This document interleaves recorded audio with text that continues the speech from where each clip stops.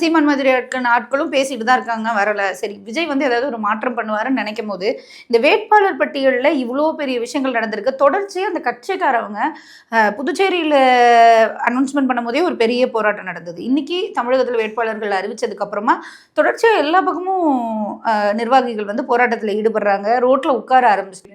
அவங்க எல்லாருமே எதுக்கு ஆசைப்படுறாங்கன்னா, ஒரு அமைச்சரை எதிர்த்து நிற்கணும், இல்லை அரசியலில் நிற்கணும், ஒரு ஃபேஸ் வேணும், அவ்வளோதான். இவர் வந்து ஒரு அரசியல்வாதி, இவர்கிட்ட நெருங்கக்கூடாது, நம்ம வழக்குலேருந்து தப்பிக்கணும்னு நமக்கு ஒரு அரசியல் பிம்பம் வேணும். ஒருத்தன் ஊருக்குள்ள ரவுடியாக சுற்றுவான், எப்படி மாதம் கட்ட பஞ்சாயத்து திருட்டு தொழில் அது இதுன்னு பண்ணிக்கின்னு ஏமாற்றி எப்படியோ ஒரு 10 கோடி 20 கோடி சம்பாதிக்க கூட ஒரு ஆளாக இருப்பான். ஆனால் அவனை போலீஸ் பிடிச்சிட்டு போயிடும், குண்டார் சட்டத்தில் போடும், என்கவுண்டரில் போடும். அப்போ அவனுக்கு ஒரு ஒரு ஒரு சேஃப்கார்டு வேணும் அப்படின்னா ஒரு அரசியல் கட்சி வேணும்.